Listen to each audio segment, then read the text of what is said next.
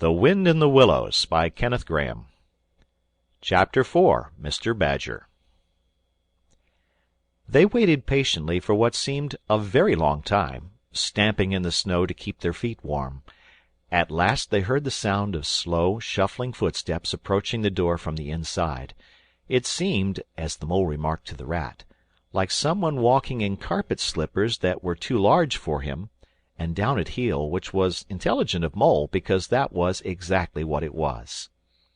There was the noise of a bolt shot back, and the door opened a few inches, enough to show a long snout and a pair of sleepy, blinking eyes. "Now the very next time this happens," said a gruff and suspicious voice, "I shall be exceedingly angry. Who is it this time, disturbing people on such a night? Speak up!" "Oh, Badger!" cried the Rat. "Let us in, please. It's me, Rat, and my friend Mole, and we've lost our way in the snow." "What, Ratty? My dear little man!" exclaimed the Badger in quite a different voice. "Come along in, both of you, at once. Why, you must be perished. Well, I never! Lost in the snow? And in the wild wood, too, at this time of night. But come in with you." The two animals tumbled over each other in their eagerness to get inside, and heard the door shut behind them with great joy and relief. The Badger, who wore a long dressing-gown, and whose slippers were indeed very down at heel, carried a flat candlestick in his paw, and had probably been on his way to bed when their summons sounded. He looked kindly down on them, and patted both their heads. "This is not the sort of night for small animals to be out," he said paternally. "I'm afraid you've been up to some of your pranks again, Ratty. But come along, come into the kitchen. There's a first-rate fire there, and supper and everything." He shuffled on in front of them, carrying the light, and they followed him, nudging each other in an anticipating sort of way, down a long, gloomy, and, to tell the truth, decidedly shabby passage, into a sort of central hall, out of which they could dimly see other long, tunnel-like passages branching, passages mysterious and without apparent end. But there were doors in the hall as well, stout oaken, comfortable-looking doors. One of these the Badger flung open, and at once they found themselves in all the glow and warmth of a large fire-lit kitchen. The floor was well-worn red brick, and on the wide hearth burnt a fire of logs, between two attractive chimney-corners tucked away in the wall, well out of any suspicion of draught. A couple of high-backed settles, facing each other on either side of the fire, gave further sitting accommodations for the sociably disposed. In the middle of the room stood a long table of plain boards placed on trestles, with benches down each side. At one end of it, where an armchair stood pushed back, were spread the remains of Badger's plain but ample supper. Rows of spotless plates winked from the shelves of the dresser at the far end of the room, and from the rafters overhead hung hams, bundles of dried herbs, nets of onions, and baskets of eggs. It seemed a place where heroes could fitly feast after victory, where weary harvesters could line up in scores along the table and keep their harvest home with mirth and song, or where 2 or 3 friends of simple tastes could sit about as they pleased and eat and smoke and talk in comfort and in contentment. The ruddy brick floor smiled up at the smoky ceiling. The oaken settles, shiny with long wear, exchanged cheerful glances with each other. Plates on the dresser grinned at pots on the shelf, and the merry firelight flickered and played over everything without distinction. The kindly Badger thrust them down on a settle to toast themselves at the fire, and bade them remove their wet coats and boots. Then he fetched them dressing-gowns and slippers, and himself bathed the Mole's shin with warm water and mended the cut with sticking-plaster, till the whole thing was just as good as new, if not better. In the embracing light and warmth, warm and dry at last, with weary legs propped up in front of them, and a suggestive clink of plates being arranged on the table behind, it seemed to the storm-driven animals now in safe anchorage that the cold and trackless wild wood just left outside was miles and miles away, and all that they had suffered in it a half-forgotten dream. When at last they were thoroughly toasted, the Badger summoned them to the table, where he had been busy laying a repast. They had felt pretty hungry before, but when they actually saw at last the supper that was spread for them, really it seemed only a question of what they should attack first, where all was so attractive, and whether the other things would obligingly wait for them till they had time to give them attention. Conversation was impossible for a long time, and when it was slowly resumed, it was that regrettable sort of conversation that results from talking with your mouth full. The Badger did not mind that sort of thing at all, nor did he take any notice of elbows on the table, or everybody speaking at once. As he did not go into society himself, he had got an idea that these things belonged to the things that really didn't matter. We know, of course, that he was wrong, and took too narrow a view, because they do matter very much, though it would take too long to explain why. He sat in his armchair at the head of the table, and nodded gravely at intervals as the animals told their story, and he did not seem surprised or shocked at anything, and he never said, "Oh, I told you so," or "Just what I always said," or remarked that they ought to have done so-and-so, or ought not to have done something else. The Mole began to feel very friendly towards him. When supper was really finished at last, and each animal felt that his skin was now as tight as was decently safe, and that by this time he didn't care a hang for anybody or anything, they gathered round the glowing embers of the great wood fire and thought how jolly it was to be sitting up so late, and so independent, and so full. And after they had chatted for a time about things in general, the Badger said, heartily, "Now then, tell us the news from your part of the world. How's Old Toad going on?" "Oh, from bad to worse," said the Rat gravely, while the Mole, cocked up on a settle and basking in the firelight, his heels higher than his head, tried to look properly mournful. "Another smash-up only last week, and a bad one. You see, he will insist on driving himself, and he's hopelessly incapable. If he'd only employ a decent, steady, well-trained animal, pay him good wages, and leave everything to him, he'd get on all right. But no, he's convinced he's a heaven-born driver, and nobody can teach him anything, and all the rest follows." "How many has he had?" inquired the Badger gloomily. "Smashes or machines?" asked the Rat. "Oh, well, after all, it's the same thing with Toad. This is the 7th. As for the others, you know that coach-house of his? Well, it's piled up, literally piled up to the roof, with fragments of motor cars, none of them bigger than your hat. That accounts for the other 6, so far as they can be accounted for." "He's been in the hospital 3 times," put in the Mole. "And as for the fines he's had to pay, it's simply awful to think of." "Yes, that's part of the trouble," continued the Rat. "Toad's rich, we all know, but he's not a millionaire. And he's a hopelessly bad driver, and quite regardless of law and order. Killed or ruined, it's got to be one of the two things, sooner or later. Badger, we're his friends. Oughtn't we to do something?" The Badger went through a bit of hard thinking. "Now look here," he said at last, rather severely. "Of course, you know, I can't do anything now." His two friends assented, quite understanding his point.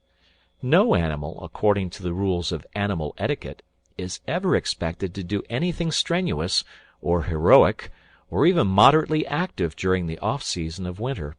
All are sleepy, some actually asleep.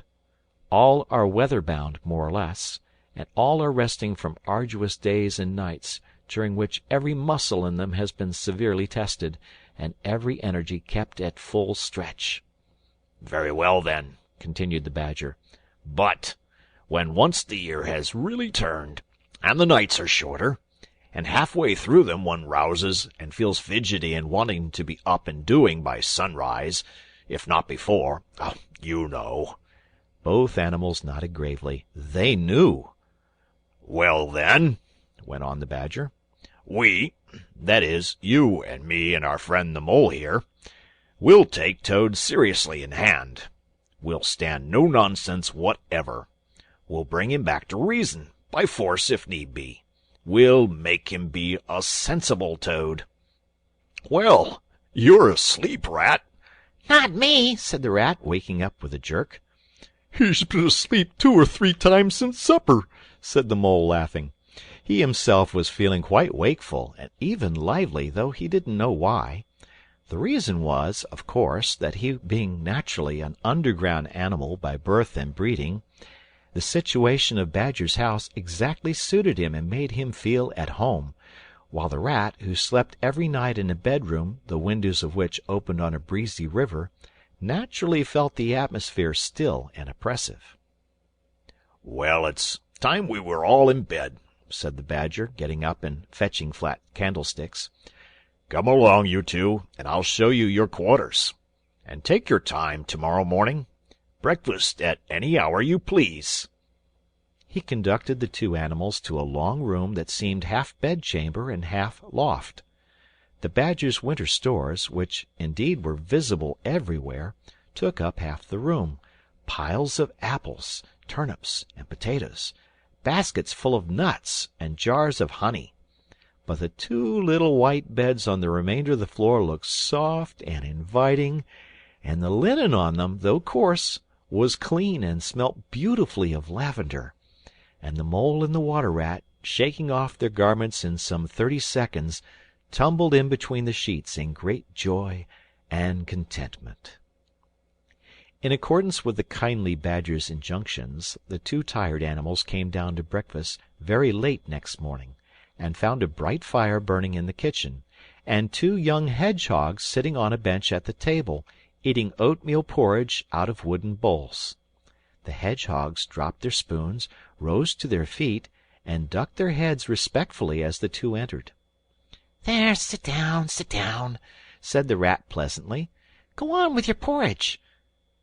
Where have you youngsters come from? Lost your way in the snow, I suppose? Oh, yes, please, sir, said the elder of the 2 hedgehogs respectfully.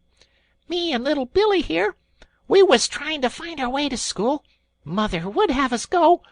Was the weather ever so, and of course we lost ourselves, sir.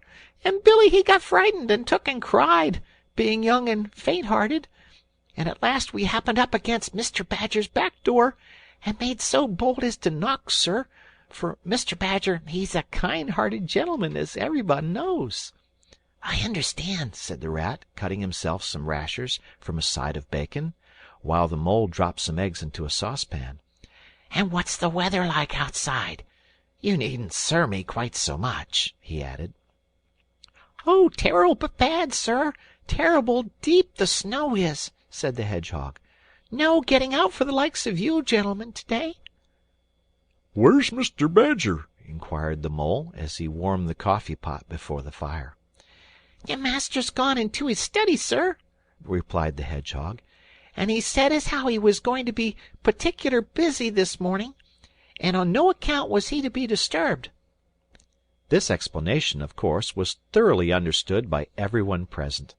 The fact is, as already set forth, when you live a life of intense activity for 6 months in the year, and of comparative or actual somnolence for the other 6, during the latter period you cannot be continually pleading sleepiness when there are people about or things to be done. The excuse gets monotonous.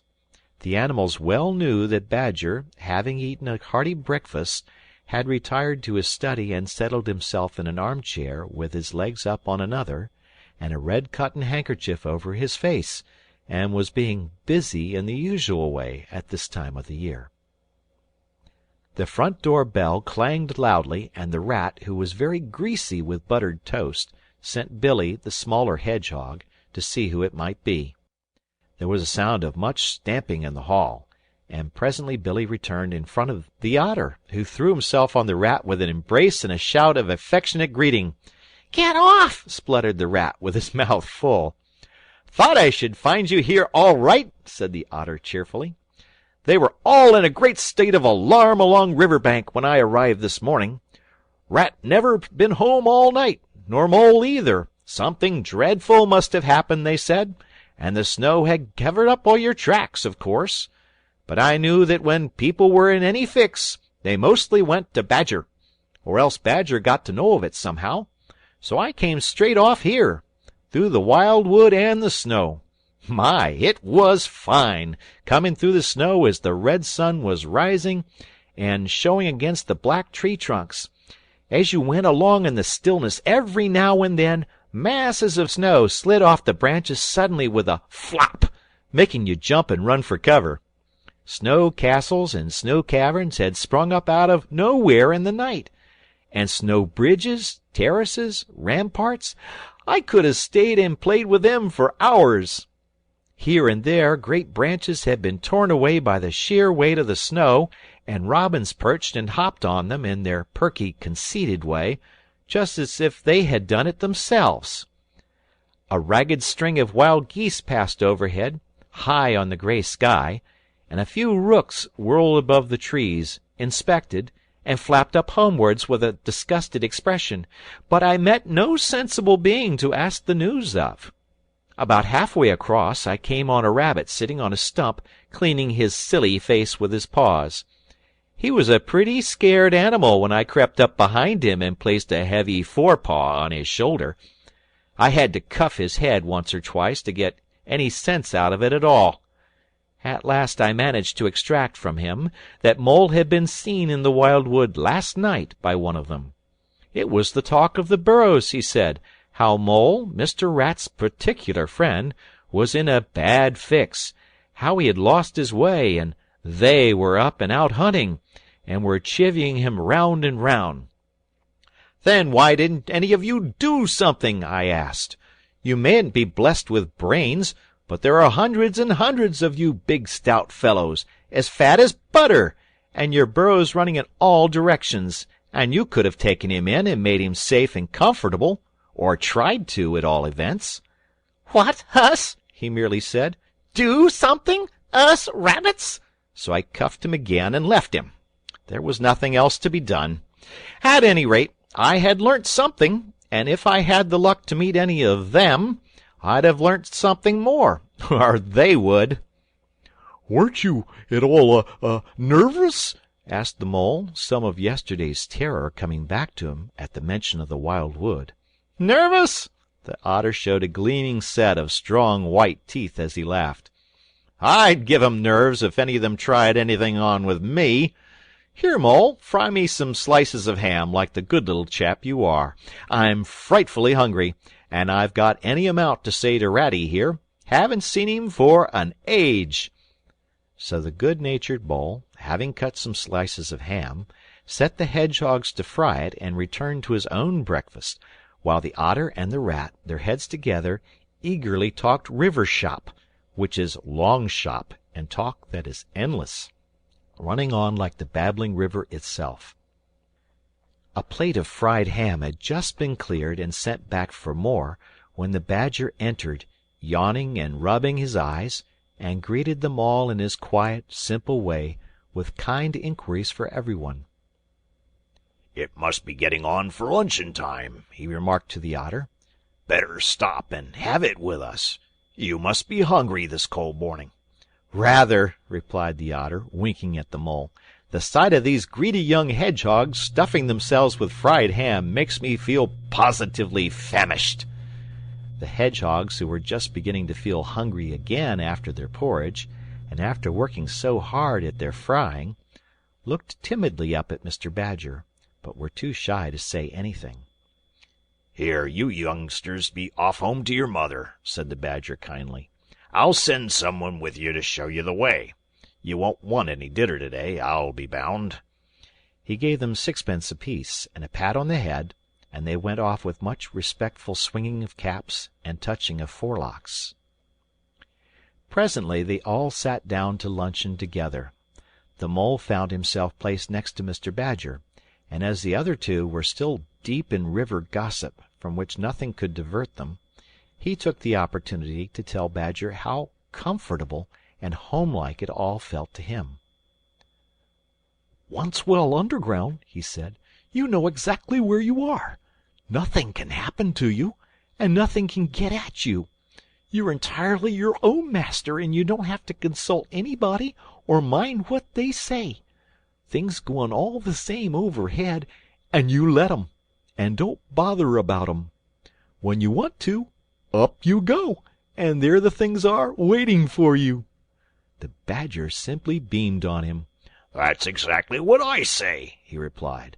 "There's no security or peace or tranquillity except underground. And then, if your ideas get larger and you want to expand, why, a dig and a scrape and there you are. If you feel your house is a bit too big, you stop up a hole or two, and there you are again. No builders, no tradesmen, no remarks passed on you by fellows looking over your wall, and above all, no weather. Look at Rat now. A couple of feet of flood water, he's got to move into hired lodgings. Uncomfortable, inconveniently situated, and horribly expensive. Take Toad. I say nothing against Toad Hall. Quite the best house in these parts, as a house. But supposing a fire breaks out, where's Toad? Supposing tiles are blown off, or walls sink or crack, or windows get broken, where's Toad? Supposing the rooms are draughty, I hate a draught myself, where's Toad? No, up and out of doors is good enough to roam about and get one's living in, but underground to come back to at last, that's my idea of home." The Mole assented heartily, and the Badger in consequence got very friendly with him. "When lunch is over," he said, "I'll take you all around this little place of mine. I can see you'll appreciate it. You understand what domestic architecture ought to be, you do." After luncheon, accordingly, when the other two had settled themselves into the chimney-corner and had started a heated argument on the subject of eels, the Badger lighted a lantern and bade the Mole follow him. Crossing the hall, they passed down one of the principal tunnels, and the wavering light of the lantern gave glimpses on either side of rooms both large and small, some mere cupboards, others nearly as broad and imposing as Toad's dining-hall. A narrow passage at right angles led them into another corridor, and here the same thing was repeated. The Mole was staggered at the size, the extent, the ramifications of it all, at the length of the dim passages, the solid vaultings of the crammed storage chambers, the masonry everywhere, the pillars, the arches, the pavements. "How on earth, Badger," he said at last, "did you ever find time and strength to do all this? It's astonishing." "It would be astonishing indeed," said the Badger simply, "if I had done it. But as a matter of fact I did none of it, only cleaned out the passages and chambers as far as I had need of them. There's lots more of it all round about. I see you don't understand. I must explain to you.